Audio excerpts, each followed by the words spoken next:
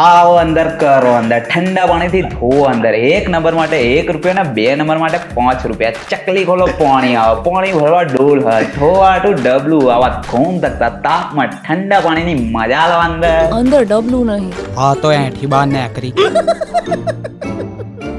પાક્કા અમદાવાદી. પાક્કા 1 hour later. કહી શકાય એટલે થોડું ઘણું. ફરવા માટે ફરવા માટે તો એઝી હાઈવે રિવરફ્રન્ટ. કોઈક વાર ચાલે, કારણ કે ત્યાં અમુક વાર છપરી પ્રજાતિ હોય છે એટલે. इस सज्जन को क्या तकलीफ है भाई? અલ્યા મારા બાપા બહુ ઊંચી નોટ. ગઈકાલે ઘેર બેઠા બેઠા ગૂગલ હેક કરનાર. मस्त जोक मारा. એવું ક્યારે દિમાગમાં આવ્યું છે કે હું હસાવી બી શકું છું? તો કેવું હોય કે તમે વસ્તુઓ ડિસાઈડ નથી કરતા, બધું બરાબર. એક યુનિવર્સનું એક સર્કલ ચાલે છે, એમાં તમે ફિટ થતા હોય છે. વાહ. ખુશી થાય, કારણ કે તમારી ખુશીથી તમારા ફેમિલી વાળા વધારે ખુશ થઈ રહ્યા છે. તો તમને અત્યારે ગુજરાતી ફિલ્મ ઇન્ડસ્ટ્રીમાં ઓવરરેટેડ ઓવરરેટેડ યાર હેમાંગ દવે.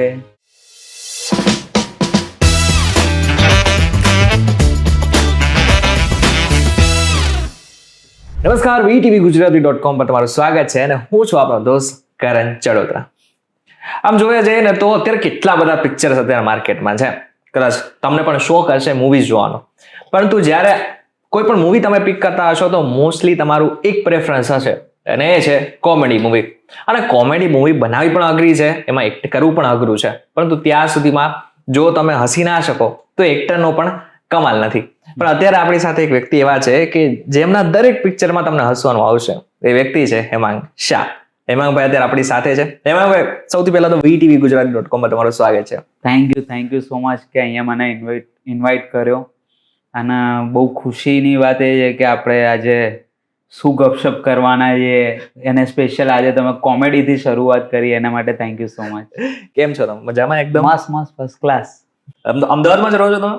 યસ ભાઈ, અમદાવાદ. એકદમ અમદાવાદ. અમદાવાદ પાક્કા અમદાવાદી. પાક્કા કહી શકાય એટલે થોડું ઘણું. અચ્છા, આપણે પૂછી લઈએ તમને અમદાવાદમાં સૌથી બેસ્ટ જગ્યા કઈ છે એટલે કઈ રીતે ફરવા માટે? ફરવા માટે તો એઝી હાઈવે બેસવા માટે, એટલે ફોર યંગસ્ટર હા. એઝી હાઈવે મસ્ત છે. અને રિવરફ્રન્ટ? રિવરફ્રન્ટ કોઈક વાર ચાલે, કારણ કે ત્યાં અમુક વાર છપરી પ્રજાતિ હોય છે એટલે. બરાબર. એટલે છપરી પ્રજા તો બધે જ હોય છે. હા, હવે અમદાવાદમાં થોડી વધી ગઈ છે. હા, દરેક જગ્યાએ, ફક્ત અમદાવાદ નહીં, ક્યાંય પણ. અને જમવું હોય તો? જમવું હોય તો સ્વાતિ, બરાબર. સેન્ડવિચ વર્ક્સ, હા, નીની, હા. શીપોપો, પછી માણેક ચોક તો તમારા ઘરની બાજુમાં થાય? અરે પણ માણેક ચોક તો કેવું કે કોઈક વાર આમ ઓવરરેટેડ. હા, થોડું એટલું બધું ઓવરરેટેડ બધા કે. બરાબર. આજે આપણે થોડું ફિલ્મ ઉપર આવીએ. Yes. આમ જોવા જઈએ તો મોસ્ટલી તમારી જેટલી બી ફિલ્મ છે એ કોમેડી બેઝ ઉપર હોય છે. હા. તમને હસાવવું ગમે છે, પણ એવું ક્યારે દિમાગમાં આવ્યું છે કે હું હસાવી બી શકું છું? હસાવી શકવા વાળું થોડું એટલે આમ પછી આવ્યું. પહેલા તો એવું આવ્યું કે એક્ટ કરી શકીએ કે નહીં એવું. અને આમ જવાબ આપવા જાઉં સાચો તો કેવું હોય કે તમે વસ્તુઓ ડિસાઈડ નથી કરતા, બધું બરાબર. એક યુનિવર્સનું એક સર્કલ ચાલે છે, એમાં તમે ફિટ થતા હોય છે. વાહ. તો સેમ એવી રીતે કે સ્ટેજ મારા માટે એટલે કોઈ મારા ના બાપ દાદાના કોઈ એવી રીતે કોઈ ખબર જ નહીં કે સ્ટેજ શું હોય. એટલે હું એવા ફેમિલીથી આવું છું. અને ત્યાંથી લઈને હું કોલેજમાં જ્યારે એડમિશન લીધું તો પહેલી વાર મેં સ્ટેજ ઉપર લોકોને લાઈવ એક્ટિંગ કરતા જોયા હતા. ઓહ, અચ્છા. એની પહેલા મારા દિમાગમાં એટલું જ હતું કે પેલા મોટા પડદા ઉપર લોકો એક્ટિંગ કરતા હોય અને એક આ ટીવીમાં હું સિરિયલ ને એવું કંઈક જોવા મળે તો બસ એ જ એક્ટિંગ માનતો હતો. જ્યારે લાઈવ મેં એક્ટિંગ કરતા જોયા ત્યારે એમ થયું કે આવું તો આપણે બી બહુ ઇઝી તો છે આવું કંઈક કરવું. પછી એટલે બસ એવી રીતે એક ટ્રાય કર્યો કે લાવો કરી જોઈએ એકવાર. અને એ વખતે મેં એક શાહરૂખ ખાનનો ઓમ શાંતિ ઓમ ફિલ્મનો ડાયલોગ છે એ ટ્રાય કર્યો હતો. કયો? અહીંયા બી ટ્રાય કર્યો? ના યાર, એ બહુ ડિફિકલ્ટ છે એટલા માટે એકવાર ટ્રાય કરો, થઈ જાય તો વાંધો નહીં, ના થાય તો અમે કાપી નાખશું. હે શાંતિ તુમ બોર તો નહીં હો રહી ને? तुम्हें तो पता है मैं तुम्हें कितना प्यार करता हूँ क्योंकि मेरी मंजिल भी तुम मेरा रास्ता भी तुम है तुम बोर तो नहीं हो रही ना એ વાળો એક dialogue એ પ્રયત્ન કર્યો હતો પણ અત્યારે જેટલી ઇઝીલી હું બોલી શક્યો છું એ દિવસે જ્યારે મેં ટ્રાય કર્યો હતો ત્યારે મારા મોઢાથી એકચ્યુઅલ શાહરુખ ખાન ને જે તકલીફ હોય છે કે એમ બહાર જ ના આવે મોઢ ના ખુલે એ પ્રકારનું થઈ ગયું હતું પણ એ વખતે એવું થયું હતું કે શબ્દ વગર પણ જે અમારા ટીચર હતા એમણે મને એક્સેપ્ટ કર્યો અને એ સ્ટેજે મને એક્સેપ્ટ કર્યો કે ઓકે બોલતા હજી નથી ફાવતું કંઈ વાંધો નહીં પણ કે બોડી અને સ્ટ્રક્ચર કંઈક સરસ છે તો કે આપણા પ્લેમાં બહુ હેલ્પફુલ થઈ જશે. બરાબર. એટલે મેં કીધું આ એવી એક વસ્તુ હતી કે મેં હજી કંઈ કર્યું નથી, જસ્ટ મારા એક હોવાથી આટલો ફરક પડે છે તો આ કંઈક અલગ છે. એટલે મારા માટે મેજિક જેવું કંઈક હતું કેમ કે આની પહેલા આવું કોઈ એક્સપિરિયન્સ મારી લાઈફમાં નહોતો કે આવી રીતે ટોટલી એક્સેપ્ટ કર્યો એ સ્પેસે લોકોએ. એટલે પેલું પિક્ચર કયું હતું? પહેલી ફિલ્મ મારી છેલ્લો દિવસ હતી. છેલ્લો દિવસથી શરૂઆત હા, કરી. છેલ્લો દિવસથી શરૂઆત. છેલ્લો દિવસના તો મતલબ કેટલા ડાયલોગ્સ બતાવ્યા હતા, ફર્યા અને કેટલું બધું થયું. તેમાં તમારો તો જે રોલ હતો તો એ મતલબ બીજું કઈ શું નથી કરું, એ ડાયલોગ મારે સાંભળો છે. છેલ્લો દિવસનો ના ચા વાળો ડાયલોગ નથી, હું કોલેજના સીનમાં છું. હા, એ જેમાં એક સીન છે કે અલ્યા મારા બાપા બહુ ઊંચી નોટ, ગઈકાલે ઘેર બેઠા બેઠા ગૂગલ હેક કરી નાખ્યું.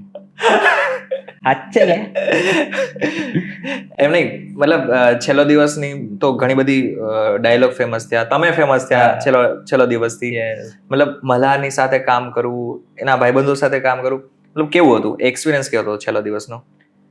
છેલ્લા દિવસનો એક્સપિરિયન્સ આમ કહેવા જવું તો એ વખતે અમને આઈડિયા નહોતો કે આ ફિલ્મ આટલી સુપર ડુપર હિટ જશે. મારું કાસ્ટિંગ અભિષેક શાહે કર્યું હતું એમાં, અને એ વખતે એવો ફેઝ હતો એટલે મારા માટે કે કારણ કે ગુજરાતી ફિલ્મો એવી બનતી પણ નહોતી, તો એવું વિચાર હતો કે ડ્રામા કરીને કેટલું કરીશું, પહોંચીશું કેટલે. એટલે છોડવાવાળી બી એક એવી સ્ટ્રગલ ચાલતી હતી અને અચાનક આ એક ફિલ્મ મળી ગઈ.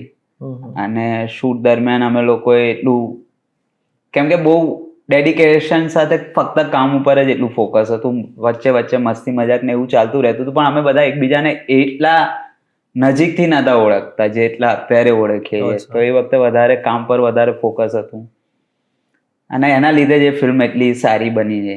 અચ્છા, એમાંથી સૌથી વધારે મસ્તીખોર કોણ હતું? મસ્તી તો બધા જ બહુ કરતા હતા.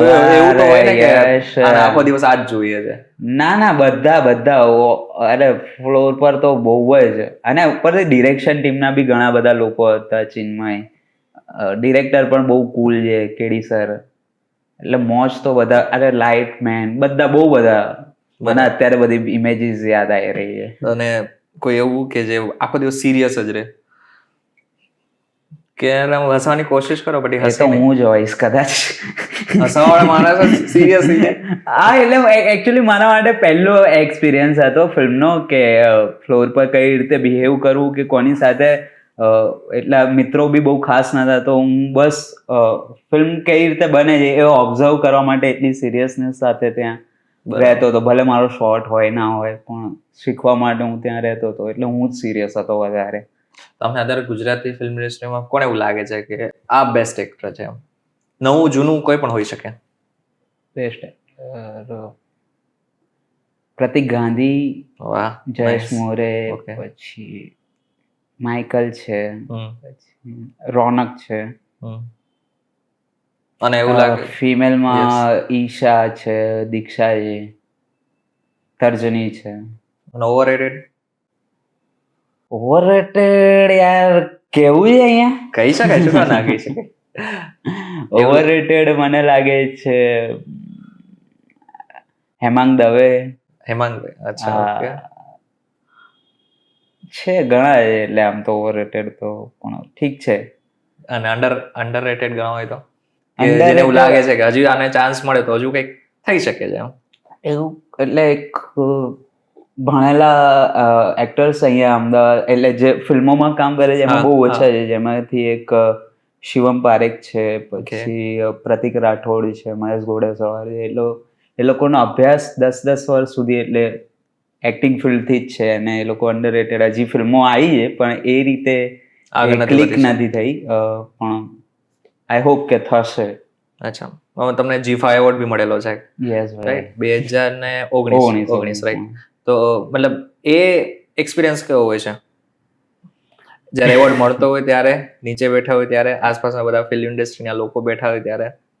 એટલે આમ આ થોડું આમ અભિમાન વાળી વાત કરીશ, પણ એવું જરાય નથી. મને એવું ફીલ નથી થતું, પણ લોકોને અભિમાન લાગી શકે કે હું ખરેખર મને એવોર્ડથી એવું કંઈ એ નથી કે હા આ એવોર્ડ માટે મેં કામ કર્યું હતું, કે હવે આ મુમેન્ટ આવી છે, હું આના માટે જ રાહ જોઈને બેઠો હતો, એવું કંઈ નથી.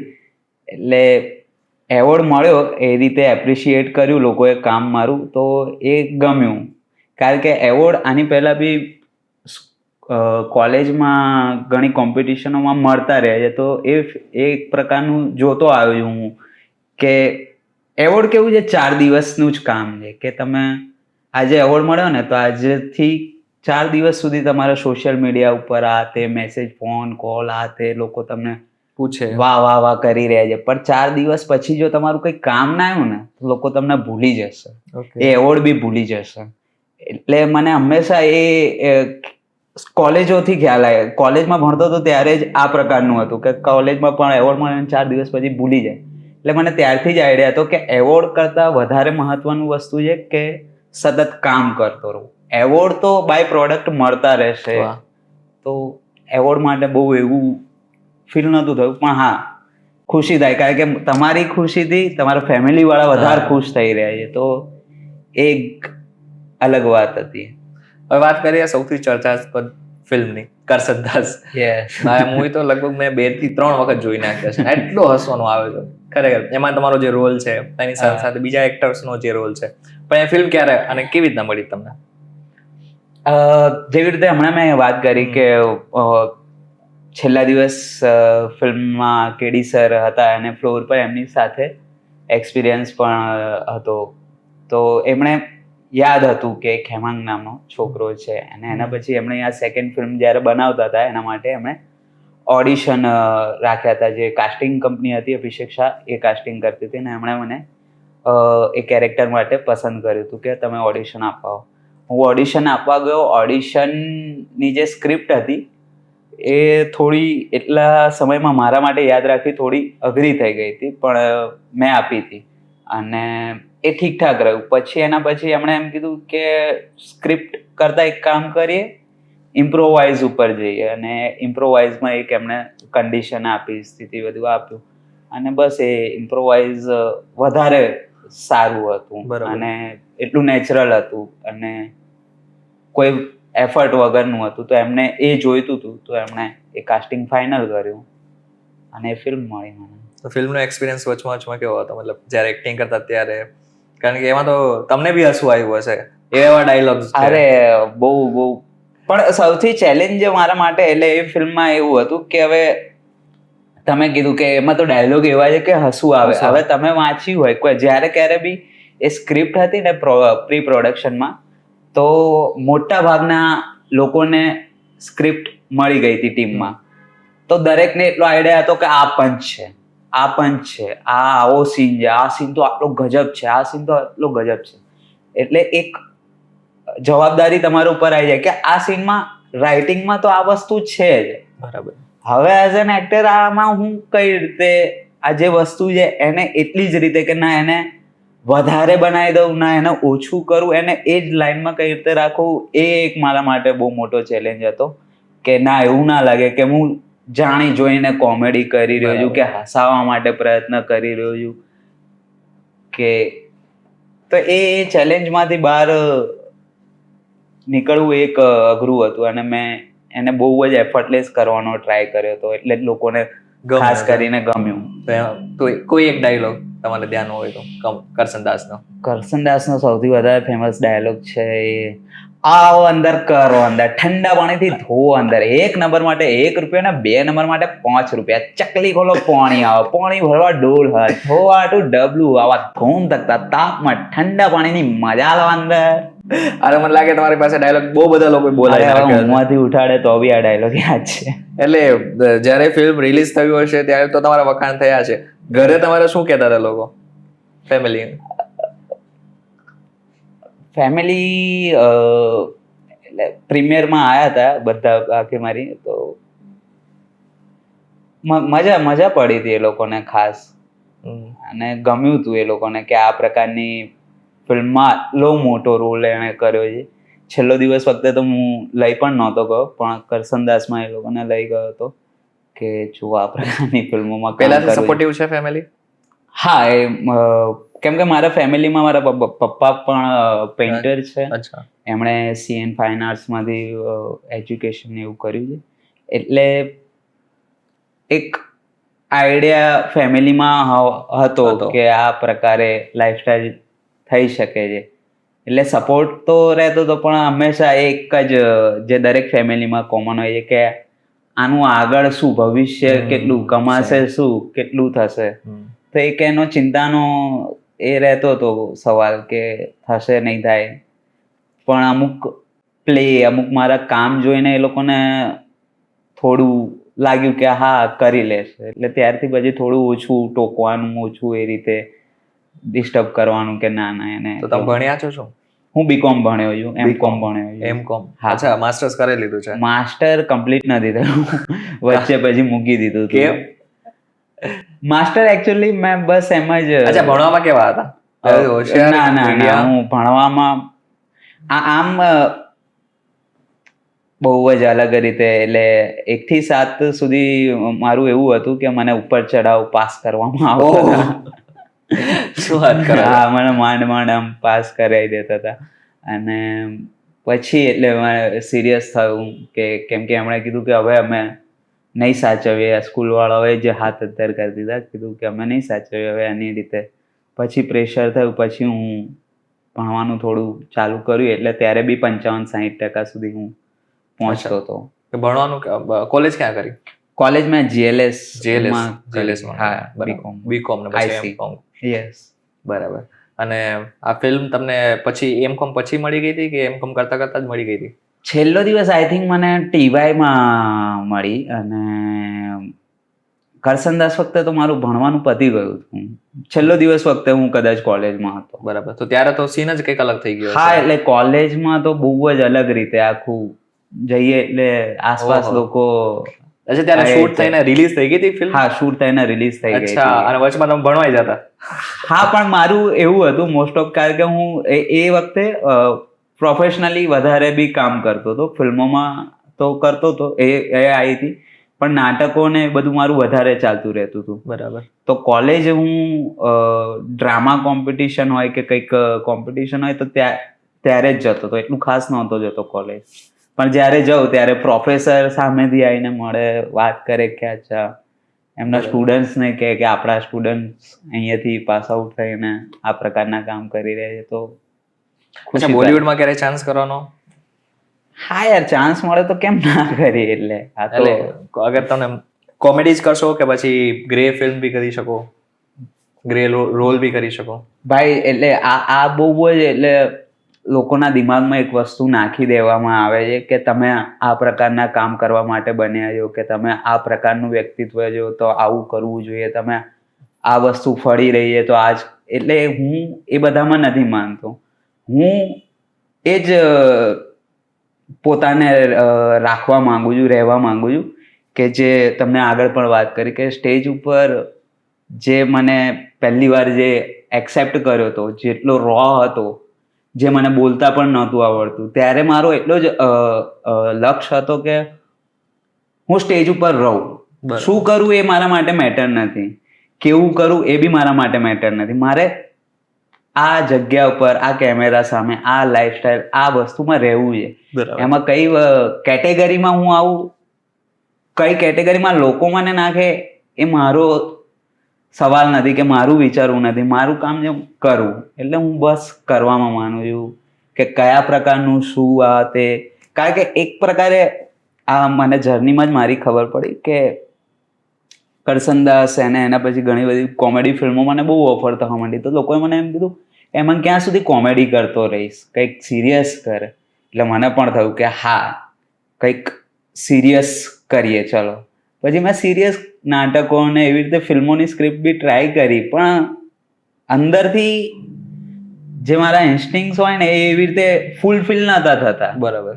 કારણ કે અંદર બી તમને મજા તો આવી જોઈએ, તો એવી કોઈ મજા નથી આવતી કે હું લોકોના કહેવાથી આ કરી રહ્યો છું. એવું નથી કે હું મારા કોલથી જઈ રહ્યો છું. તો એટલી મજા ના આવી. એટલે મને ખ્યાલ આવી ગયો કે આ લોકોનું મારે વસ્તુઓ જે બહારથી આવે એને મારે એટલી ધ્યાન રાખવી નથી. મારું મન શું કહી રહ્યું છે કે આ મારે કરવું છે નથી કરવું. હા, હું મારી જાતને એટલો તૈયાર તો રાખીશ કે સિરિયસ આવે કે હોરર આવે કે ગમે તે પ્રકારનું કામ આવે, હું એના માટે તૈયાર રહું. અચ્છા, તમે નાટક બી કરો છો, ફિલ્મ બી કરો છો. મતલબ નાટક જ્યારે કરીએ છીએ આપણે ત્યારે તો ક્યારે એવો રોલ છે કે જેમાં તમને મજા આવે, થોડો અઘરો બી હોય? એવા રોલની વાત કરું તો મેં હમણાં જ એક નાટક કર્યું છે હિન્દીમાં, મિત્રા કી કહાની, વિજય તેંડુલકર દ્વારા લિખિત નાટક છે. તો એ કેરેક્ટર કરવામાં થોડું મને ડિફિકલ્ટ થયું હતું, કારણ કે હું જે પ્રકારનો વ્યક્તિ છું એ પ્રકારનું એ કેરેક્ટર નહોતું. છતાંય એ કેરેક્ટરને અને મારામાં સિમિલારિટી શોધીને એને એક વેમાં એફર્ટલેસ કરવા, મારું હંમેશા એક એફર્ટ વગરનું કરવાનો એક ટ્રાય હોય છે કે એવું ના લાગે કે આ માણસ એક્ટિંગ કરી રહ્યો છે. એટલે મારે હંમેશા હું એને મારા થ્રુ એ કેરેક્ટરને શોધવાનો ટ્રાય કરતો હોઉં. તો એ કેરેક્ટર કરવામાં મને બાપુ નામનું કેરેક્ટર હતું, જે કોલેજમાં ભણતો એવો એક છોકરો છે કે જેના ઉપર કોઈનું ધ્યાન જ નથી. એ હોય ના હોય એટલું મેટર નથી કરતો, પણ એ ફ્રેન્ડશિપ માટે એકદમ આઈડલ ટાઈપનું કેરેક્ટર હતું. બરાબર બરાબર. એ ડિફિકલ્ટ રહ્યું હતું. પછી હમણાં મેં માઇઝર કરીને પ્લે કર્યું, એ બી ક્લાસિક પ્લે છે. તો એમાં એક 61 વર્ષનો ડોસાનો કેરેક્ટર હતું, જે સખત એટલે એટલો લાલચું ને કે એનું ચાલે તો એના છોકરાઓને બી વેચી મારે, એટલો લાલચું. તો હવે આ જે લાલચ હતી એ મારા માટે બહુ ડિફિકલ્ટ હતી કે હું એ લાલચ કઈ રીતે ક્રિએટ કરું ને લાલચને છે મારા અંદર આવી બધી વસ્તુ એ કઈ રીતે ક્રિએટ કરવું એ મને નથી સમજાતું. એટલે મેં મારા રીતે એને કઈ રીતે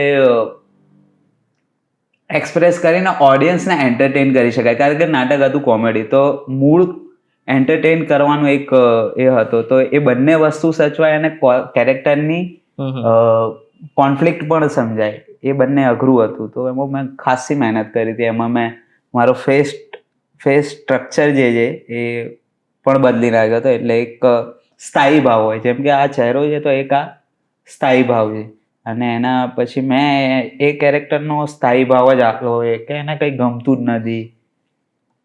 એના જે જેસ્ચર છે એ બી બહુ જ તમને એવું લાગે કે મારશે, એવા ખરાબ એક્શન્સ મેં પસંદ કર્યા હતા. તો એ બધી જે વસ્તુઓમાંથી પસાર થવાનું હતું એ ડિફિકલ્ટ હતું. સાઉન્ડ, અવાજ મેં આખો બદલી નાખ્યો હતો કે એ ગળેથી. બરાબર. સો એ કેરેક્ટરની એક ઝીણવટ ઓડિયન્સ સુધી પહોંચે એ મેં ધ્યાન રાખ્યું. તમારા અત્યાર સુધી બેસ્ટ નાટક કયું છે તમારા હિસાબે? બેસ્ટ નાટક મારું એટલે મેં કરેલું બેસ્ટ તો હજી નથી મેં કર્યું, પણ હા માઇઝરને હું ગણી શકું કે મેં ટ્રાય એક કર્યો હતો. પછી હીરો આલમ પણ છે. પછી હીરો આલમનું મતલબ હીરો આલમની વાત કરીએ, હા, તો મતલબ કેવું હતું ત્યારે? સીન કેવા હતા અને એની સાથે સાથે એક્સપિરિયન્સ કેવો રહ્યો તમારો?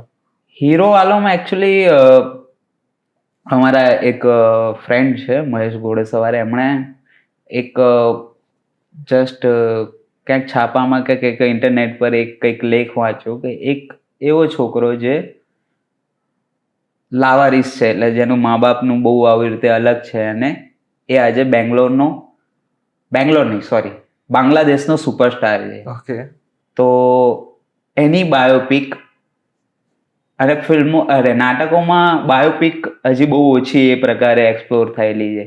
એટલે મોટા લોકોની તો થયેલી પણ હમણાં જે રિસન્ટ જે હોય એવા લોકોની બહુ ઓછી થઈ હતી. તો એના પાછળ રિસર્ચ કોઈ નહોતું અમારી જોડે, કારણ કે બાંગ્લાદેશ જઈને એક નાટક માટે રિસર્ચ કરવું એ તો એના જેટલા બી લેખ મળ્યા એ બધા અમે લોકોએ વાંચ્યા, જોયા, સમજ્યા કે એની જર્ની શું રહી છે, એનું ઉદ્દેશ શું છે, કે એની લાઈફ શું કરવા માંગતો તો એ બધું જોયું અને ખાસો ટ્રાય કર્યો એક એ પ્લે બનાવવાનો. અને એ થોડું બહુ અલગ એક્સપેરિમેન્ટ હતો કે અમદાવાદમાં જે પ્રકારે નાટકો ચાલે છે એનાથી તદ્દન અલગ હતું કે એ લેંગ્વેજ, એ કેરેક્ટર્સ, ફેડ આઉટ ને એવી બધી વસ્તુઓ નહીં, એ મ્યુઝિક પણ એવા નહીં કે એ બાંગ્લાદેશના જે ટચ હોય, લેંગ્વેજમાં નાની નાની વસ્તુ હોય. તો એ વખતે બહુ મજા પડી હતી. અમે ખાસા શો પણ કર્યા એને અને ઓડિયન્સે પણ એને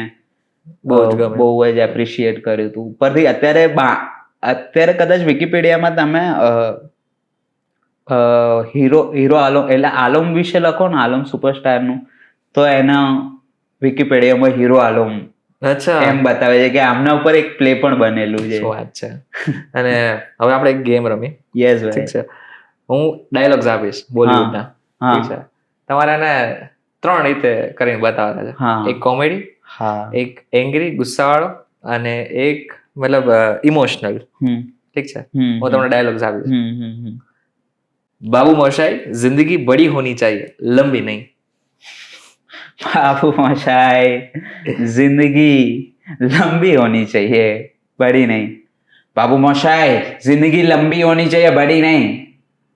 પછી કયું? ઇમોશનલ.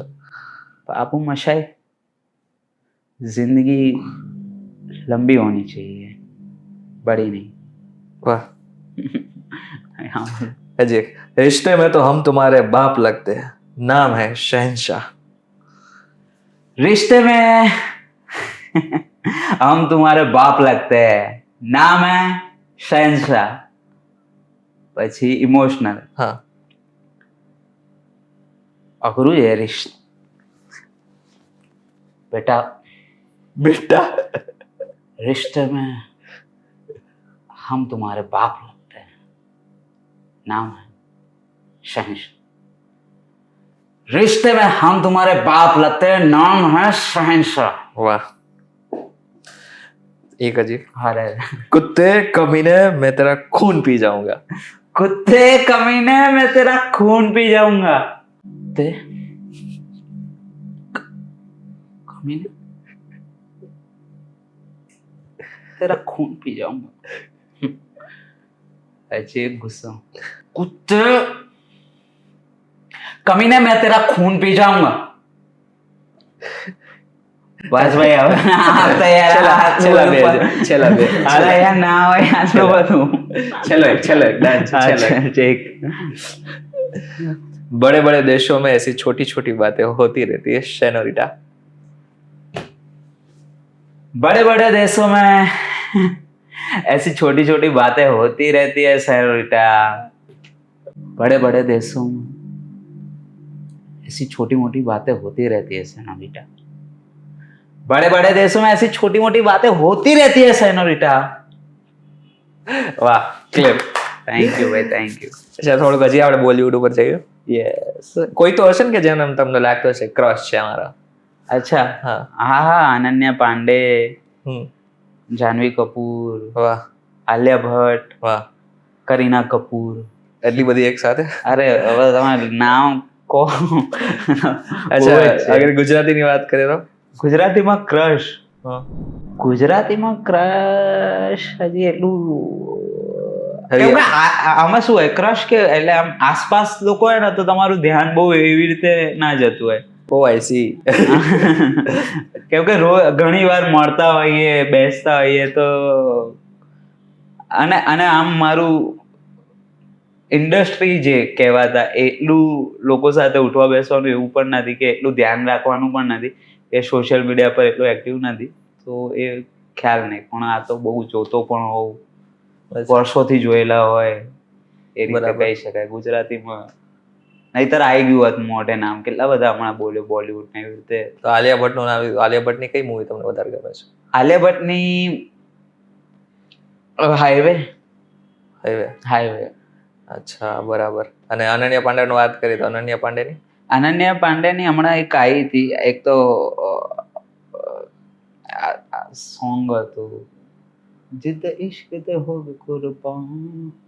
એ ફિલ્મનું નામ શું છે યાર? ખો ગયે કરીને ફિલ્મ હતી. અનન્યા પાંડે નાક જીભેથી નાક ટચ કરી શકે છે, તમે કરી શકો છો?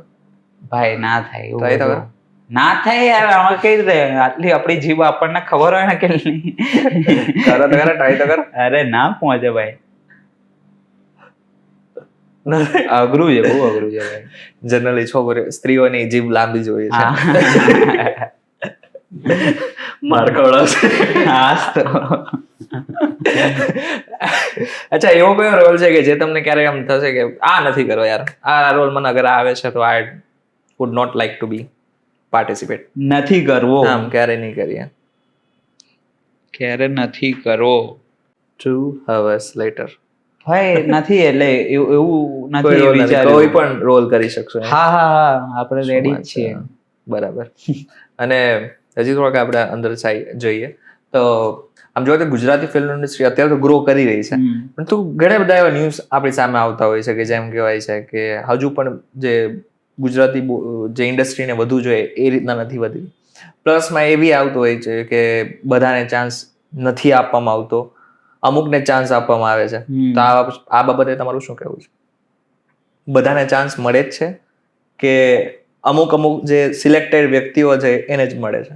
એટલે આ ફક્ત ફિલ્મ ઇન્ડસ્ટ્રીની વાત ના લેવાય, આ તો કોઈ પણ ક્ષેત્રે આ વસ્તુ થતી જ હોય છે. ફિલ્મોને વધારે હાઇલાઇટ એટલા માટે કરવામાં આવે છે કે એનો એક અલગ જ ક્રેઝ છે લોકોમાં. બાકી દરેક ફિલ્મમાં આ વસ્તુ પોસિબલ થાય છે. આમ અને મને જ્યાં સુધી મારો અનુભવ છે તો હું એકદમ સિમ્પલ જ, જેણે કદી સ્ટેજ જોયેલું નથી, જેણે કદી કેમેરા જોયેલા નથી, એ વ્યક્તિ અત્યારે કદાચ આટલી ફિલ્મોમાં છે તો કોઈ મારા માટે તો એ બેરિયર નથી. પણ હું જ્યારે અમુક સાથેના આર્ટિસ્ટને જોઉં છું તો અમુક વાર થાય કે હા આ લોકો માટે. અને પણ આનો રસ્તો એક જ છે, એટલે બહુ સિમ્પલ રસ્તો છે, કામ કરતા રહો, અટકો નહીં. અને આ વિચાર ના લાવો કે મને આ લીધે આ વસ્તુ રોકી રહી છે, આ વસ્તુ રોકી રહી છે. તમે કામ કરતા રહો, કામ કરીને છોડી દો, પછી એની રીતે તમને ક્યાંક તો લઈ જશે. આ બધી વસ્તુઓમાં વિચારીને આ બધામાં ટાઈમ વેસ્ટ કરવો કે પોતાના દુશ્મનો ક્રિએટ કરવા કે બધું, એ બધું સારું નથી. જસ્ટ કામ કરતા રહો, થઈ જ જશે. જ્યારે કામ કરતા હોય ત્યારે એવું લાગે છે કે આ થોડો વધારે પડતો જ એટીટ્યુડ છે? ડિરેક્ટરની વાત નથી કરતો, જે એક્ટર છે એની વાત કરો. એક્ટર હતો તો એક્ટ્રેસ, એવું લાગે કે યાર આનાથી દૂર રહેવું જ સારું? એટલે કોઈના નામ આપીને કહું? આપી શકતા નામ તો એટલે એવું હજી, એટલે આપણી ઇન્ડસ્ટ્રી હજી એ રીતે એટલા પ્રોફેશનલ્સ લોકો નથી હોતા, એવી રીતે નથી મને મળતા. તો એવો અનુભવ મને બહુ ઓછો થયો છે કે કોઈ એટીટ્યુડ બતાડતા હોય ને. અને જે લોકો મને એટીટ્યુડ બતાડ્યું છે એની સાથે મેં પછી ક્યારેક કામ નથી કર્યું. એટલે બતાવે છે લોકો. અને હું એક વાત કહેવા માંગીશ કે આમ આ પ્લેટફોર્મથી કે મોસ્ટ અત્યારે જે યંગ જનરેશન છે ને એ બહુ એન્થુ અને બહુ એપ્રિશિએટ ને એકબીજાની સાથે મળીને કામ ને એ રીતે કે આપણે પ્રોડક્ટ માટે કામ કરીએ એ રીતે પ્રકારે હોય છે. પણ જ્યારે હું અમુક સિનિયર એક્ટર્સ છે ઘણા બધા, એ લોકોનો ઉદ્દેશ કે એ લોકોની પ્રાયોરિટી કંઈક અલગ જ હોય છે. એ લોકો એમનું હું છોડી જ નથી શકતા, એના લીધે એ પ્રોડક્ટને નુકસાન થાય છે. અત્યારે આપણા જેટલા બી અમુક તમે જોશો સિનિયર એક્ટર્સ, એ નથી સારા લાગી રહ્યા સ્ક્રીન ઉપર. તમે કદાચ ધ્યાન આપ્યું હોય તો એ કંઈક મિલાવટ કે કંઈક એમનો હેતુ એ હોતો નથી, તો એ સ્ક્રીન ઉપર દેખાય છે. જ્યારે યંગસ્ટર્સને લોકો એપ્રિશિએટ કરે છે, લોકો પ્રેમ આપે છે, પણ જેટલા સિનિયર એક્ટર્સને એટલું મને નથી લાગતું. અને સિનિયર એક્ટર્સને આ બધી વસ્તુઓ થોડી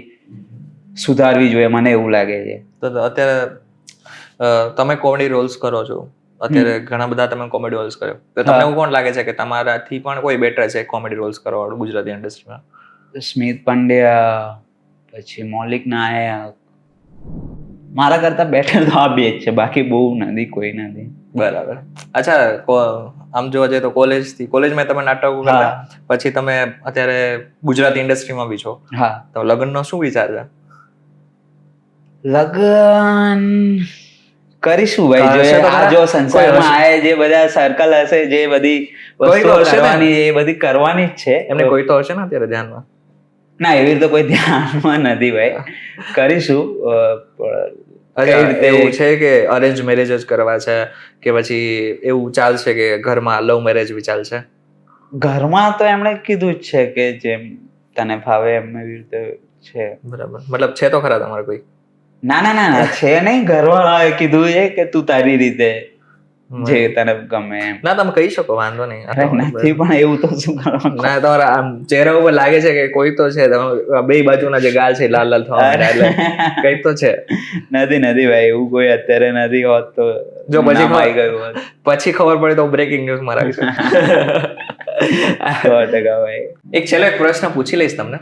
આમ જોવા જઈએ તો આટલા બધા ફિલ્મો થયા, નાટકો થયા, પણ પહેલેથી હતું જ કે ફિલ્મમાં જવું છે ફિલ્મ કે બાય એક્સિડન્ટ થઈ ગયું છે બધું?